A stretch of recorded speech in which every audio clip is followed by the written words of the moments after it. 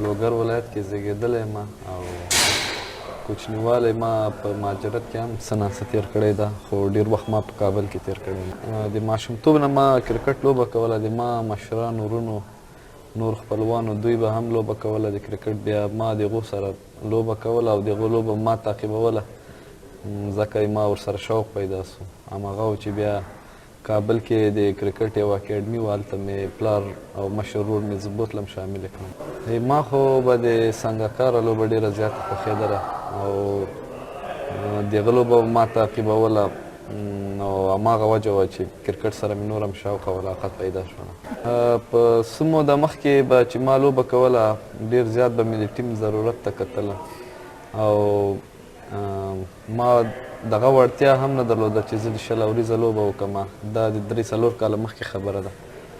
نو بیا ما خپله ځان سره فکر وکړو چې زه باید خپل لوبه بدله کړم او کوشش وکړم چې 20 اوریزه لوبې هم وکړم د افغانستان لپاره. نو هماغه و چې ما خپل لوبې او تمریناتو ته تغییر ورکړو. تمرینات مې د غټ شاټونو تخنیک باندې ما کار وکړ او ذهنا هم ما دا وویلې چې زه څنګه وکولی شم چې غټ انینګز وکړم په 20 اوره لوبو کې. نو دغه ټولو باندې ما کار وکړ. هماغه نتیجه وه چې هغه تېر ځل شپږیزه کې هم زه د ټولې شپږیزې 2 نمبر ټاپ سکورر راغلم او سږ کال هم اول نمبر ټاپ سکورر د شپږیزې زه راغلم. 1 ډاون او 2 ډاون بیټسمینان که په هر فارمټ کې ته وګورې دوی باندې ذمهواري زیاته وي، ځکه نو بیا کله چې 1 ډاون یا 2 ډاون دغو بیټسمینانو ته خبر راځي، بیا هغه وخت کې د ټیم ضرورت دغه یي چې دغه میچ وچلوي، اخري 4-5 اورو ته 6 اورو ته برابر کړي. نو ما په ونډې کې ما چې مخکې لوبه کړې همدغه کوشش مې کړی د ما او رحمت چې دغه ټیم مخکې وچلو، مخ ته یې ویسو او دغه اخري بیټسمینانو ته یې اسانه کړو. نو اوس خو 20 اوریزه کې ما ملي لوبډلې کې 3-4 لوبې کړي دي، خو بیټینګ ما ته پکې نه ده راغلی. نو کوشش به همدغه کوم چې څنګه د ټیم ریکوایرمنټ وي، د ټیم ضرورت وي، هماغه رقم لوبه. په لوبه کې همیشه پریشر وي، سړی پریشر ډېر زیات احساس کوي او یا کله هم چې ته په ډریسینګ روم کې پیډ خپل نوبت ته انتظار کوي، دې وخت کې پریشر ډېر زیات وي.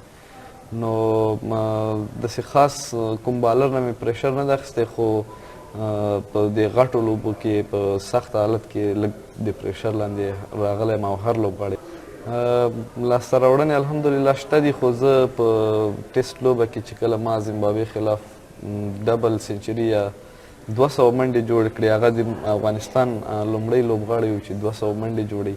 نو هغه د ما لپاره او د افغانستان لپاره ډېر د افتخار ځای و او زه خپله ډېر زیات خوشحاله یم هغه ته چې دغه ریکارډ ما جوړ کړو او کوشش به کومه چې ټیسټ لوبو کې انشاءالله د افغانستان لپاره نور هم ریکارډونه جوړ کړم، لکه 200 منډې مې چې کړي.